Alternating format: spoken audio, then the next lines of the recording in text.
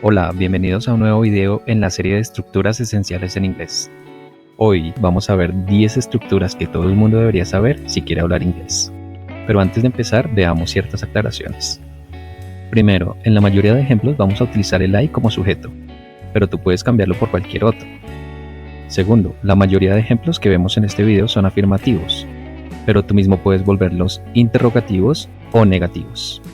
Tercero, cada vez que yo utilice el término infinitivo, me refiero al verbo sin conjugar tal como lo verías en un diccionario.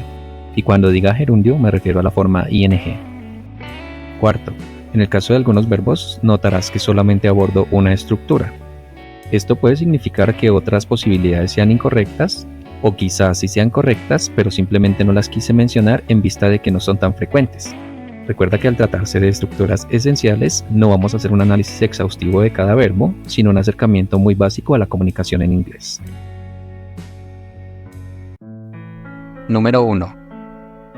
Sujeto, be about to y el verbo en infinitivo. Quiere decir estar a punto de hacer algo. En el video anterior vimos 3 formas diferentes de expresar el futuro, pero sin duda alguna esta es la más cercana. Por ejemplo, I'm about to go to sleep. Estoy a punto de irme a dormir. Va a suceder ahorita, en un momento. También la podemos usar en un sentido más amplio. We are about to buy a house. Estamos a punto de comprar una casa. No va a suceder ahorita mismo, pero sí se entiende como un futuro cercano. También podemos utilizarla en pasado para hablar de anécdotas o de experiencias. I was about to open the door when. Yo estaba a punto de abrir la puerta cuando algo sucedió. O también podemos decir She was about to sign the contract when. Ella estaba a punto de firmar el contrato cuando algo sucedió. Oh, I'm about to pass out. Oh, I'm about to pass out. I think he was about to leave when somebody came in. I think he was about to leave when somebody came in. Número 2. Sujeto, be willing to y el verbo en infinitivo. Estar dispuesto a hacer algo. Se refiere a tener la voluntad. Por ejemplo, I'm willing to work long hours. Estoy dispuesto a trabajar horas extra. I'm willing to lend you some money. Estoy dispuesto a prestarte algo de dinero. Are you willing to resign? ¿Estás dispuesto a renunciar? I'm not willing to wait for you. No estoy dispuesto a esperar. I'm willing to take your case pro bono. I'm willing to take your case pro bono. It was a risk that they were willing to take as soldiers. It was a risk that they were willing to take as soldiers. Estructura número 3. Sujeto, can't help y el verbo con ing. No puedo evitar que algo suceda. No tanto de que no pueda evitar algo externo, sino más bien algo que yo mismo hago. Algo así como no puedo contenerme. I can't help falling in love with you. No puedo evitar enamorarme de ti, como lo diría la canción. O I can't help feeling sorry for her. No puedo evitar sentirme mal por ella. Esta estructura tiene una variación que es mucho más formal y pues menos utilizada. Después del can't help utilizamos but y el verbo con infinitivo, ya no iría con gerundio. Así que los dos ejemplos quedarían I can't help but fall in love with you y I can't help but feel sorry for her. Lo interesante de esta estructura es que tiene varias formas de aparecer. También podríamos utilizar la manera de expresión. Diríamos I can't help it. Lo mismo, no puedo evitarlo, no puedo contenerme. Podríamos decir, I know I make you suffer, but I can't help it. Sé que te hago sufrir, pero no puedo evitarlo. También podemos utilizarlo de una manera más impersonal. Eso requiere una estructura que se llama voz pasiva y quedaría, It can't be helped, como no se puede evitar. Da a entender que no se trata a uno solo, sino que nadie puede hacer nada al respecto. Por ejemplo, Jenny is going to be fired. It can't be helped. A Jenny la van a despedir de su trabajo. No se puede evitar. Nadie puede hacer nada al respecto. Pero existe incluso una tercera opción. La creamos con el sujeto, can't help, de nuevo, y en este caso ya no va con un verbo, sino con el pronombre reflexivo. Se trata de esos pronombres que terminan normalmente en self, como myself, yourself, himself, themselves. Diríamos, por ejemplo, She can't help herself. She has to criticize everything I do. Ella no puede evitarlo, tiene que criticar todo lo que yo hago. He's going to get drunk again. He just can't help himself. Él se va a emborrachar de nuevo. Simplemente no puede evitarlo, en el sentido de que no tiene el autocontrol para evitar que suceda. I can't help feeling a bit sorry for him. I can't help feeling a bit sorry for him. I'm sorry, I couldn't help it. I'm sorry. I'm sorry, I couldn't help it. I'm sorry. Número 4. La pregunta que se puede estructurar con shall, I o we y el verbo en infinitivo. Shall se puede entender como una versión arcaica del auxiliar de futuro will, pero no te confundas, el significado no es el mismo. De hecho, en algún momento podrías encontrar diferentes ejemplos que no sean necesariamente preguntas y que incluyan cualquier otro sujeto, pero realmente no hacen parte del uso cotidiano. Me refiero a libros que tienen varios siglos de antigüedad, por ejemplo, la Biblia. Pero en este caso solamente nos interesa la pregunta con shall I o we y nada más. Cuando hacemos la pregunta con shall I, es porque pensamos hacer algo pero le estamos pidiendo a la persona su opinión. En este caso se entiende como ¿hago tal cosa? ¿Será que hago tal cosa? Por ejemplo, shall I stay here? Significa ¿será que me quedo aquí? ¿Tú qué opinas? ¿Debería yo quedarme aquí? En este caso, como estoy pidiendo la opinión de la persona, el significado del shall se acerca mucho al should. Deberías, para pedir consejo. Así que shall I stay here se podría reemplazar seguramente por should I stay here. ¿Me quedo aquí? ¿Será que me quedo aquí? ¿Debería quedarme aquí? Según tu opinión. Cuando la pregunta es shall we, obviamente estamos pidiéndole la opinión a la persona.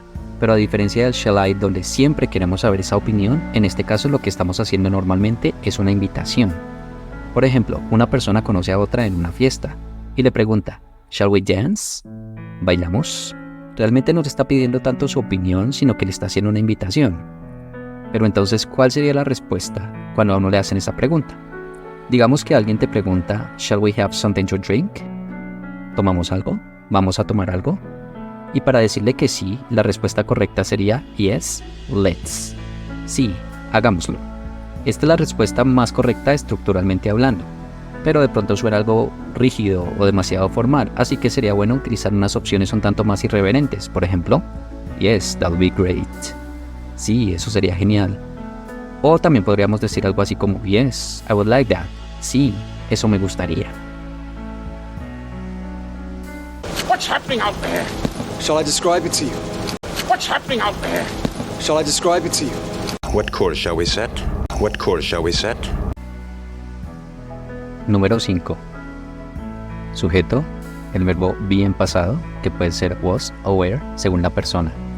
Es una estructura supremamente importante porque es la primera que utilizamos para hablar del pasado. Recordemos que el was o el were se puede utilizar como auxiliar, así que puede ser positivo, negativo o pregunta. Veamos algunos ejemplos. I was there when she arrived. Yo estaba allí y yo estaba ahí cuando ella llegó. They were downstairs. Ellos estaban abajo, en el primer piso. You weren't there when I needed you. No estabas allí cuando te necesité. Es una estructura negativa. Were you there? I didn't see you. ¿Estabas ahí? No te vi. En este caso es una pregunta. Look, when I was your age, I was not cool like you. Look, when I was your age, I was not cool like you. Where were you when your husband died? Where were you when your husband died?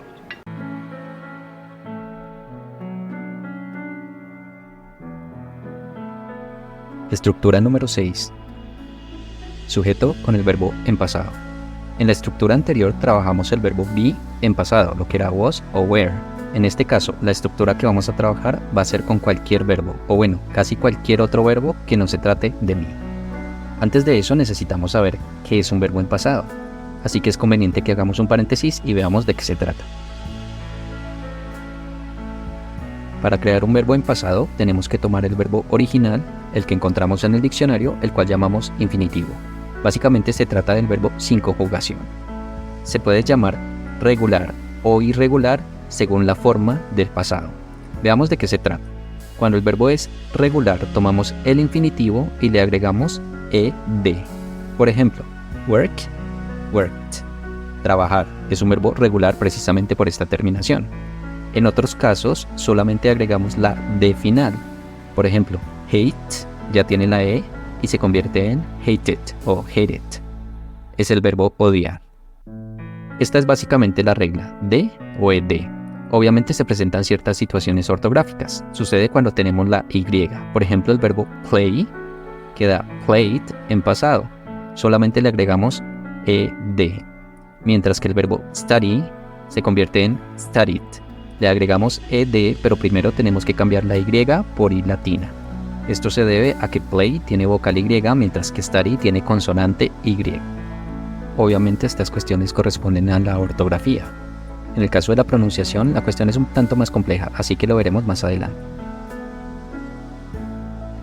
Por otra parte, cuando hablamos de un verbo irregular, quiere decir que el verbo original no lleva de ni ed, sino que se escribe de una manera que no corresponde a esa regla.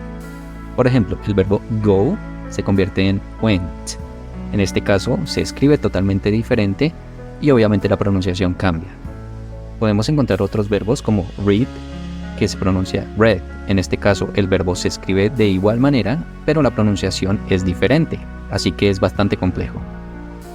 Un tercer caso podría ser el verbo cut, que en pasado queda cut. Como se puede apreciar, se escribe igual y se pronuncia igual, pero obviamente hay que diferenciar el contexto para saber si el verbo se está utilizando en infinitivo o en pasado. Seguramente te va a alegrar saber que cuando usamos un verbo en pasado, por lo regular solamente se utiliza una forma para todas las personas. Por ejemplo, el verbo go siempre va a ser went. Así yo diga I went, you went, she went, they went. Y esto va a suceder con casi todos los verbos en inglés. Ahora sí podemos continuar con la estructura. Sujeto, verbo en pasado. Veamos algunos ejemplos. I bought a t-shirt last week. Compré una camiseta la semana pasada. He worked yesterday. Él trabajó ayer. She read the book. Ella leyó el libro. They played basketball last weekend. Ellos jugaron basketball el fin de semana pasado. Como puedes apreciar, estos 4 ejemplos corresponden al sujeto con el verbo en pasado, el cual puede ser regular o irregular. Por eso es importante que hagas un gran esfuerzo para lograr identificar los verbos regulares e irregulares y memorizar todos los que sean necesarios. I knew the risk when I took this job, Lieutenant. I knew the risk when I took this job, Lieutenant. He saw the devil, looked him in the eye. He saw the devil, looked him in the eye. Estructura número 7. Sujeto, didn't, y el verbo en infinitivo. Esta es la estructura que utilizamos para negar en pasado en inglés. Tengamos presente que aplica para casi cualquier verbo en tanto no sea el verbo be, to be. Por ejemplo, I didn't understand the book. No entendí el libro. Estamos utilizando understand en infinitivo. John didn't wait for me. John no me esperó. They didn't want to help me. Ellos no quisieron ayudarme. O ellos no querían ayudarme. Ambas traducciones son posibles en este caso. Algo que es muy interesante es como el didn't es el mismo para todas las personas, ya sea I, ya sea he o ya sea they. Y el verbo siempre va a ser en infinitivo sin importar el caso, en tanto sea negativo en pasado. I didn't do enough. I didn't do enough. They didn't see the ocean because they were in Missouri. They didn't see the ocean because they were in Missouri. Estructura número 8. Did con el sujeto y el verbo en infinitivo. Es la estructura que utilizamos para hacer preguntas en inglés en pasado. Por ejemplo, Did you open the door?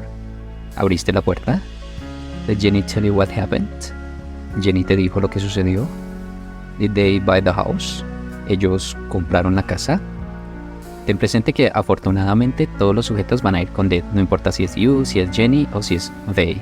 Y siempre vamos a utilizar el verbo en infinitivo. Recuerda que esta estructura aplica para casi cualquier verbo, pero no para el verbo to be. Para resumir las estructuras en pasado, podemos decir que hay realmente solamente 2 opciones. Si se trata del verbo be o to be, vamos a utilizarlo tanto en la afirmación, como en la negación, como en la pregunta. Recuerda que sirve como was, wasn't, or were, weren't, según la persona. Pero si se trata de cualquier otro verbo que no sea el be, vamos a utilizar el verbo en pasado en la afirmación. Si es negación, ya no utilizamos el verbo en pasado, sino el auxiliar didn't con el verbo en infinitivo. Y finalmente, si es pregunta, utilizamos el auxiliar did, invertimos el orden y el verbo va a ir en infinitivo. En conclusión, todos los verbos que estés tratando de memorizar o de aprenderte en pasado solamente los vas a utilizar en la afirmación y nunca más. Sorry. What did you say? Sorry. What did you say? Oh, that's fabulous. When did they leave? Oh, that's fabulous. When did they leave? Estructura número 9. Sujeto, used to y el verbo en infinitivo. Esta estructura la utilizamos para hablar sobre hábitos o realidades que eran permanentes en pasado. Ya vimos la estructura básica en pasado, pero esta es una segunda opción que puede resultar muy interesante y muy útil en ciertas situaciones. Básicamente la entendemos como solía. Por ejemplo, I used to watch Dragon Ball when I was a child. Yo solía ver Dragon Ball cuando era niño. He has changed. He didn't used to be a bad person. Él ha cambiado. Él no solía ser una mala persona. Did you used to go dancing when you were younger? ¿Solías ir a bailar cuando eras más joven? Nótese que la estructura used to siempre requiere que utilicemos el verbo en infinitivo, sin conjugación, sin importar si es afirmativo, negativo o pregunta. Y el used to lo podríamos entender como si fuera nuestro auxiliar. Sin embargo, ten presente que el verbo used solo va con de si es afirmativo. En el caso de la pregunta y la negación, va sin la de, así la pronunciación sea la misma. Afortunadamente, cuando utilizamos used to, sucede lo mismo que en pasado. No importa qué persona vayamos a utilizar, no existen conjugaciones específicas. Es exactamente la misma para todos. No importa si usó I o si usó he o they, siempre va a ser igual. I used to think that my life was a tragedy. I used to think that my life was a tragedy. Did you used to work at the football stadium? Did you used to work at the football stadium? I didn't used to be bad. I didn't used to be bad. Estructura número 10. Sujeto, be, used to y el verbo con ing. Ten muchísimo cuidado porque se puede confundir con la estructura anterior. Recordemos que la estructura número 9 es sujeto, used to y el verbo en infinitivo, mientras que esta es sujeto, be, used to y el verbo en ing. El significado obviamente es diferente. En el caso anterior decíamos que se traduce como solía, mientras que esta se entiende como estar acostumbrado a. Por ejemplo, I am used to getting up early. Estoy acostumbrado a levantarme temprano. She is used to cooking for her family. Ella está acostumbrada a cocinar para su familia. I'm not used to working long hours. No estoy acostumbrado a trabajar horas extra. Quizás la mejor manera de saber que estás haciendo bien la estructura es que esta que estamos haciendo siempre va con be y por consiguiente el verbo lo vas a utilizar con ing. Estar acostumbrado a. What about Ambrose? He's used to being here. What about Ambrose? He's used to being here. I'm not used to having people in my house. I'm not used to having people in my house. De esta manera llegamos al final de este video. Hasta este punto hemos visto 40 estructuras, algunas más básicas que otras, y faltan muchísimas más. Si te parece valioso este contenido, suscríbete y nos vemos en el próximo video.